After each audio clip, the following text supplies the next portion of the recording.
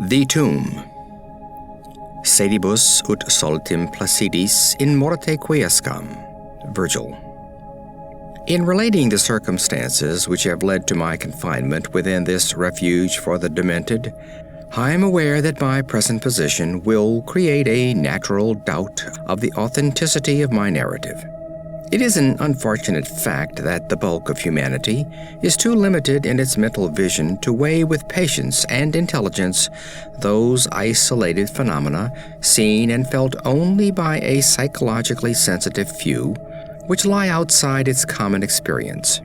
Men of broader intellect know that there is no sharp distinction betwixt the real and the unreal, that all things appear as they do only by virtue of the delicate individual physical and mental media through which we are made conscious of them, but the prosaic materialism of the majority condemns as madness the flashes of supersight which penetrate the common veil of obvious empiricism.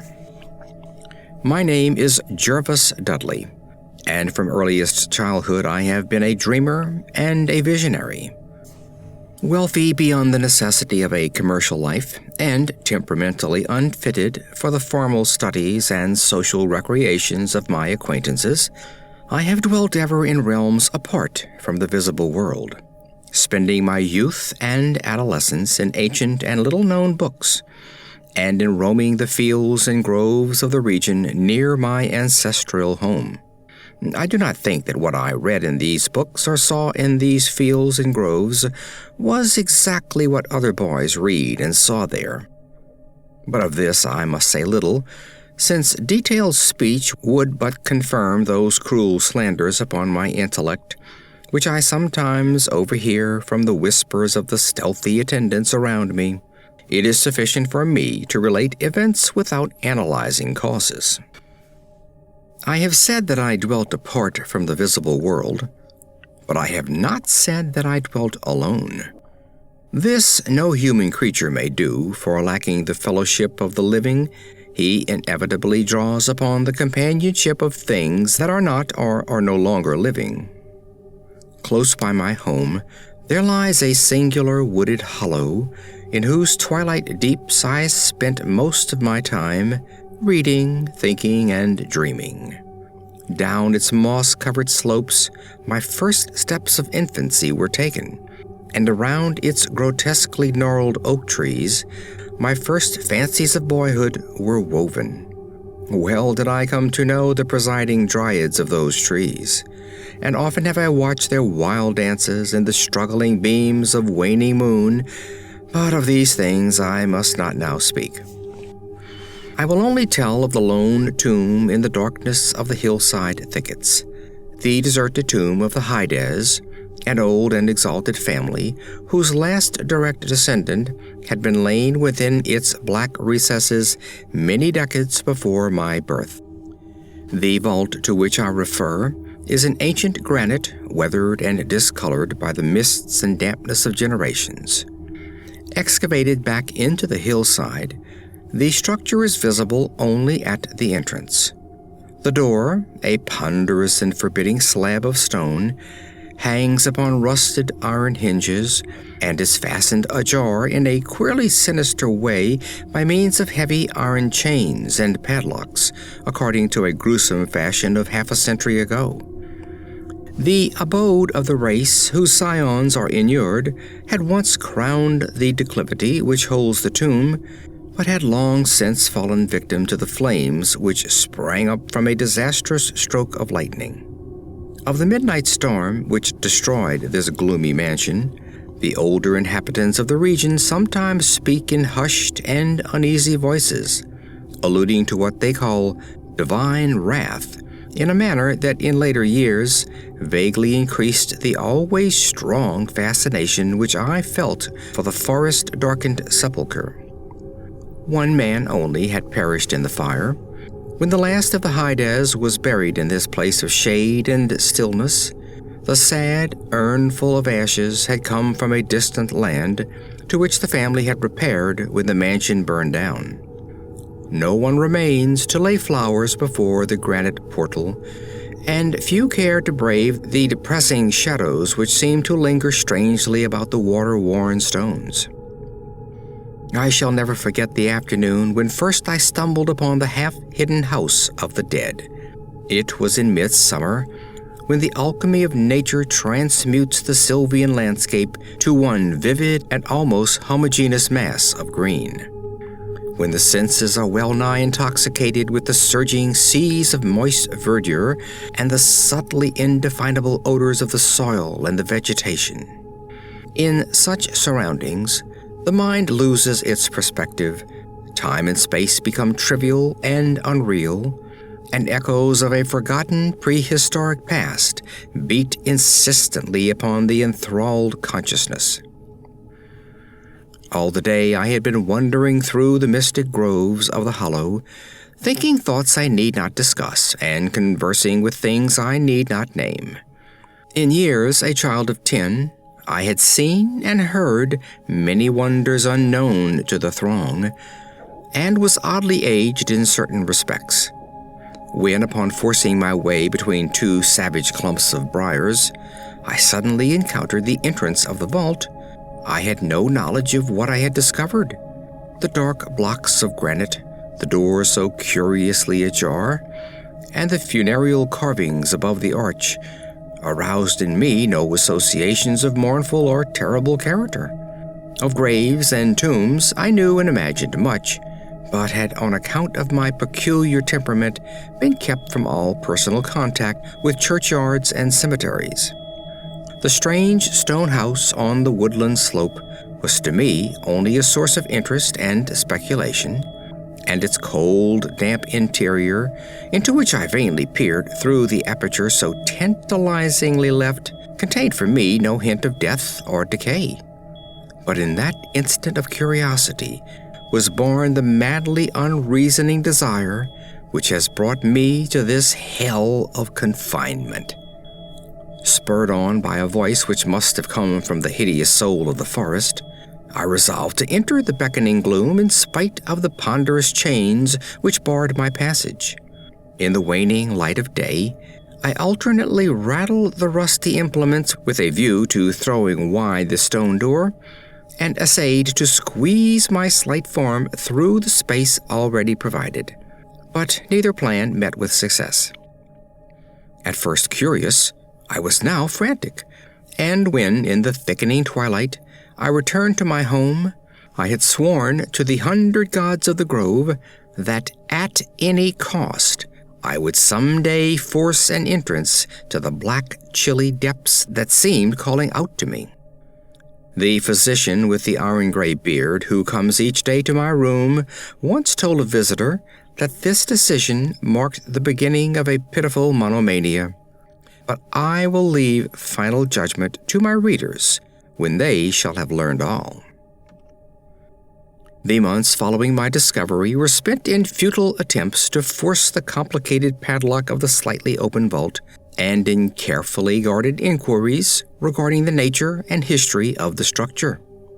With the traditionally receptive ears of the small boy, I learned much, though an habitual secretiveness caused me to tell no one of my information or my resolve. It is perhaps worth mentioning that I was not at all surprised or terrified on learning of the nature of the vault.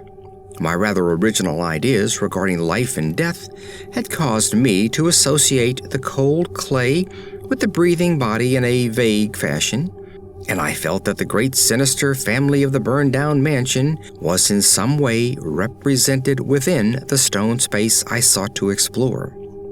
Mumbled tales of the weird rites and godless revels of bygone years in the ancient hall gave to me a new and potent interest in the tomb, before whose door I would sit for hours at a time each day. Once I thrust a candle within the nearly closed entrance, but could see nothing save a flight of damp stone steps leading downward. The odor of the place repelled, yet bewitched me. I felt I had known it before, in a past remote beyond all recollection, beyond even my tenancy of the body I now possess. The year after I first beheld the tomb, I stumbled upon a worm-eaten translation of Plutarch's Lives in the book-filled attic of my home. Reading the life of Theseus, I was much impressed by that passage telling of the great stone beneath which the boyish hero was to find his tokens of destiny whenever he should become old enough to lift its enormous weight. This legend had the effect of dispelling my keenest impatience to enter the vault, for it made me feel that the time was not yet ripe. Later, I told myself I should grow to a strength and ingenuity which might enable me to unfasten the heavily chained door with ease, but until then I would do better by conforming to what seemed the will of fate. Accordingly, my watches by the dark portal became less persistent, and much of my time was spent in other, though equally strange, pursuits. I would sometimes rise very quietly in the night, stealing out to walk in those churchyards and places of burial from which I had been kept by my parents. What I did there I may not say, for I am not now sure of the reality of certain things, but I know that on the day after such a nocturnal ramble, I would often astonish those about me with my knowledge of topics almost forgotten for many generations.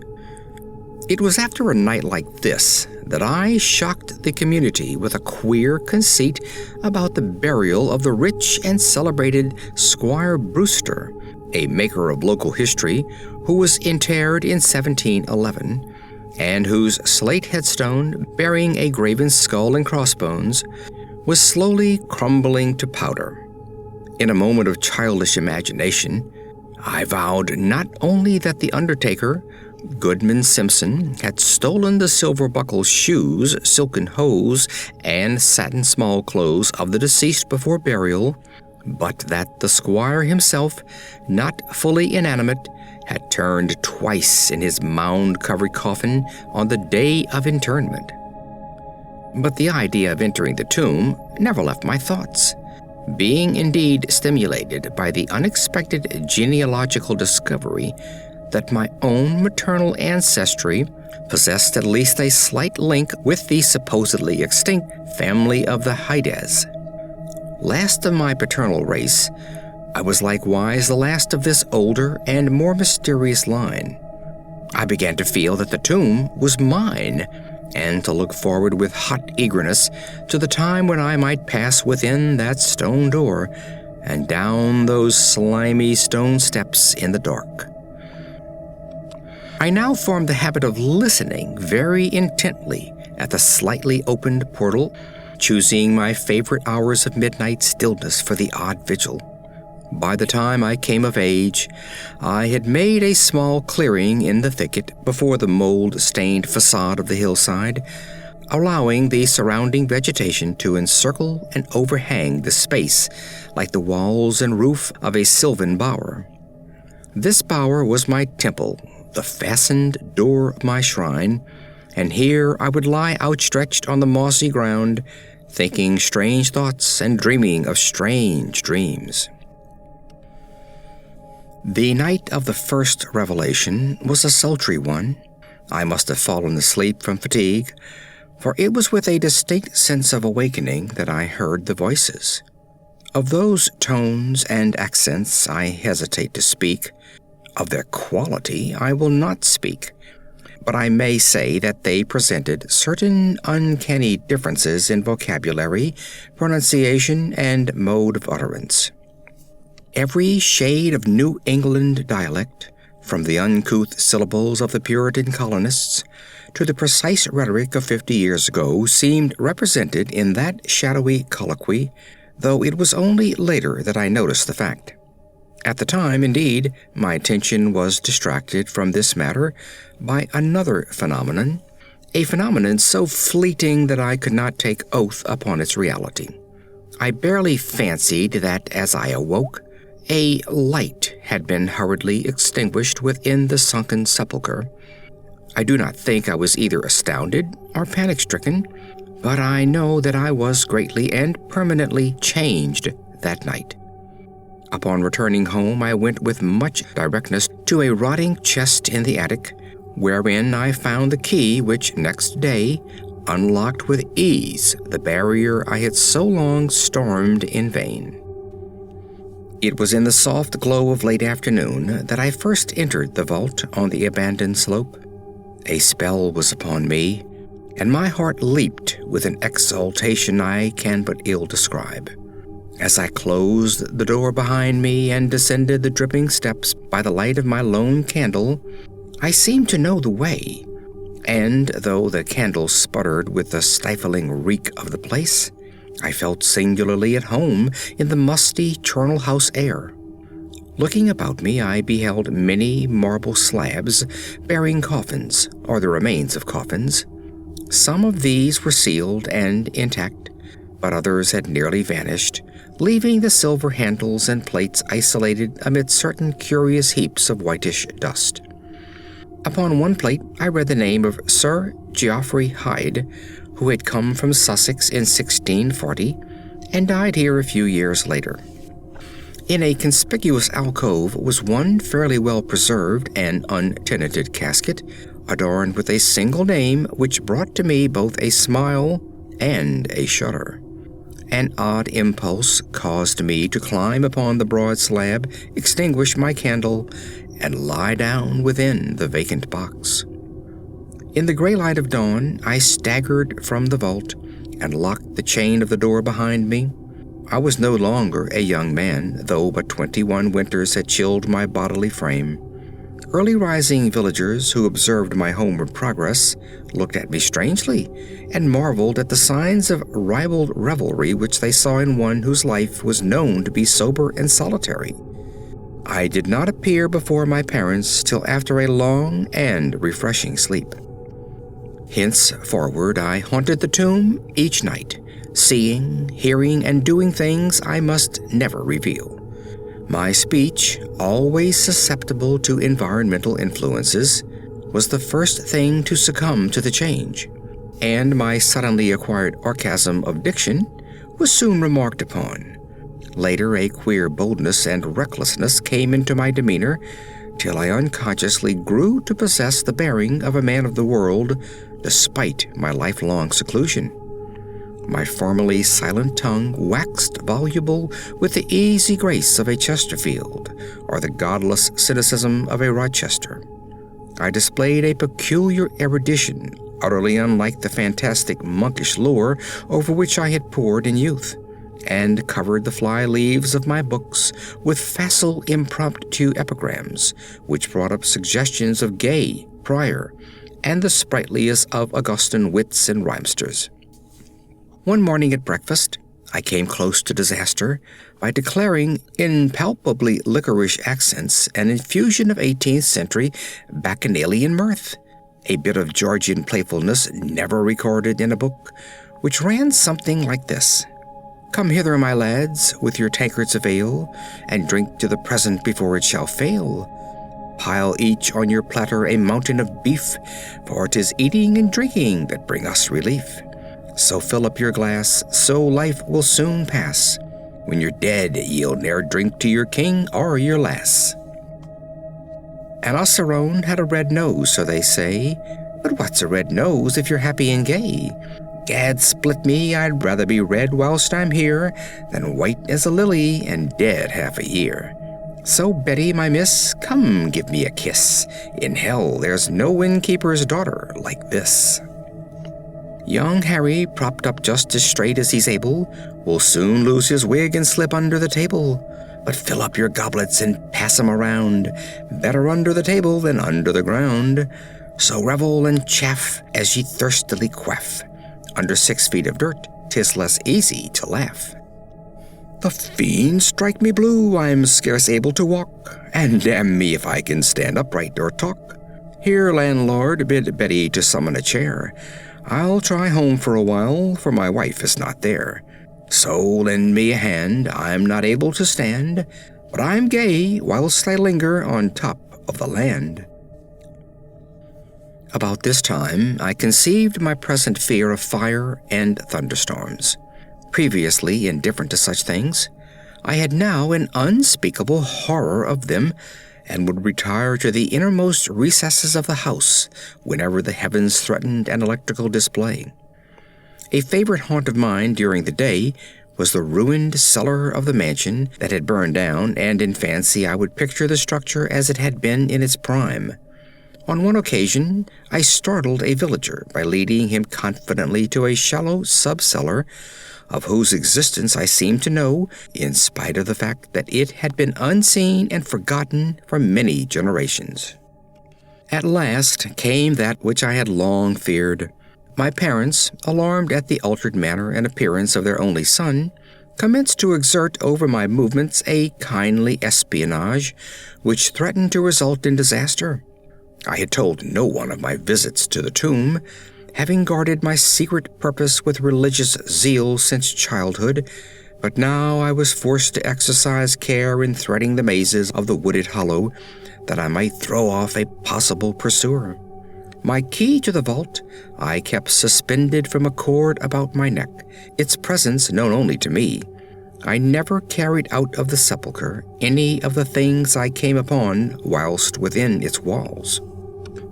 One morning, as I emerged from the damp tomb and fastened the chain of the portal with none too steady hand, I beheld, in an adjacent thicket, the dreaded face of a watcher.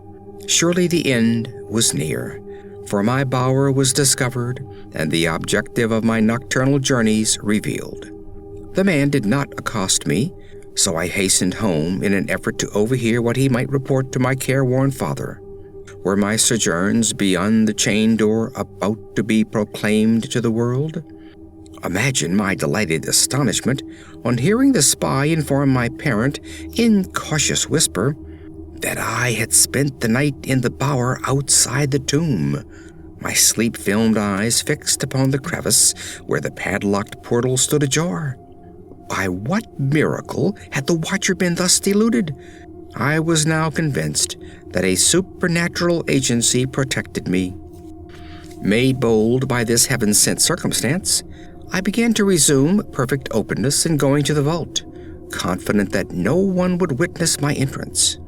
For a week I tasted to the full the joys of that charnel conviviality which I must not describe, when the thing happened, and I was borne away to this accursed abode of sorrow and monotony. I should not have ventured out that night, for the taint of thunder was in the clouds, and hellish phosphorescence rose from the rank swamp at the bottom of the hollow. The call of the dead, too, was different. Instead of the hillside tomb, it was the charred cellar on the crest of the slope, whose presiding demon beckoned to me with unseen fingers. As I emerged from an intervening grove upon the plain before the ruin, I beheld in the misty moonlight a thing I had always vaguely expected. The mansion gone for a century once more reared its stately height to the raptured vision, every window ablaze with the splendor of many candles. Up the long drive rolled the coaches of the Boston gentry, whilst on foot came a numerous assemblage of powdered exquisites from the neighboring mansions. With this throng I mingled, though I knew I belonged with the hosts rather than the guests. Inside the hall were music, laughter, and wine on every hand. Several faces I recognized, though I should have known them better had they been shriveled or eaten away by death and decomposition.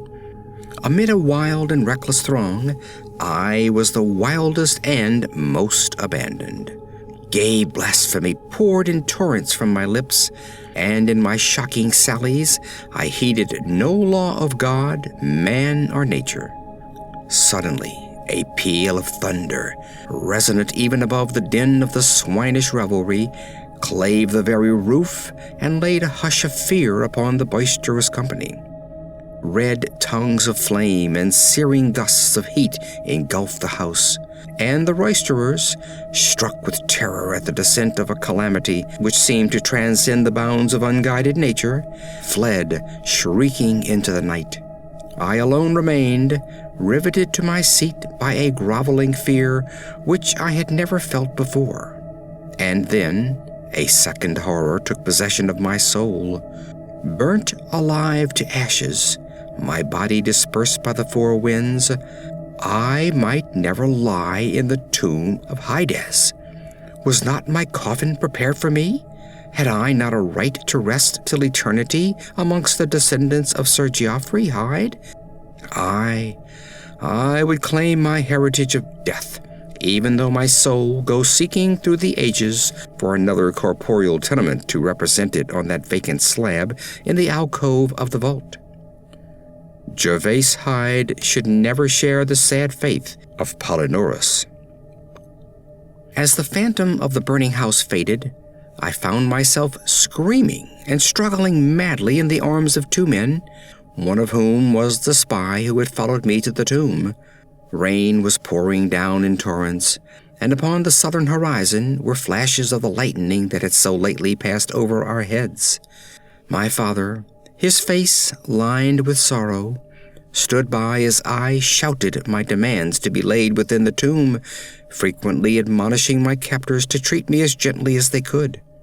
A blackened circle on the floor of the ruined cellar told of a violent stroke from the heavens, and from this spot a group of curious villagers with lanterns were prying a small box of antique workmanship which the thunderbolt had brought to light. Seizing my futile and now objectless writhing, I watched the spectators as they viewed the treasure trove and was permitted to share in their discoveries. The box, whose fastenings were broken by the stroke which had unearthed it, contained many papers and objects of value, but I had eyes for one thing alone. It was the porcelain miniature of a young man in a smartly curled bagwig, and bore the initials J.H. The face was such that as I gazed, I might well have been studying my mirror. On the following day, I was brought to this room with the barred windows, but I have been kept informed of certain things through an aged and simple-minded servitor, of whom I bore a fondness in infancy, and who, like me, loves the churchyard. What I have dared relate of my experiences within the vault has brought me only pitying smiles. My father, who visits me frequently, declares that at no time did I pass the chained portal, and swears that the rusted padlock had not been touched for 50 years when he examined it. He even says that all the village knew of my journeys to the tomb, and that I was often watched as I slept in the bower outside the grim facade, my half-open eyes fixed on the crevice that leads to the interior. Against these assertions I have no tangible proof to offer, since my key to the padlock was lost in the struggle on that night of horrors. The strange things of the past, which I learnt during those nocturnal meetings with the dead, he dismissed as the fruits of my lifelong and omnivorous browsing among the ancient volumes of the family library.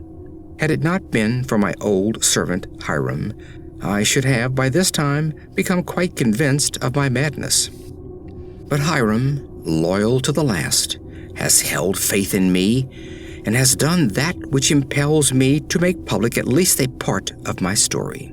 A week ago, he burst open the lock which chains the door of the tomb perpetually ajar, and descended with a lantern into the murky depths.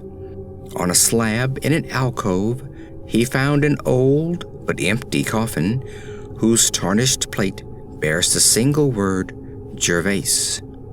In that coffin and in that vault, they have promised me I shall be buried.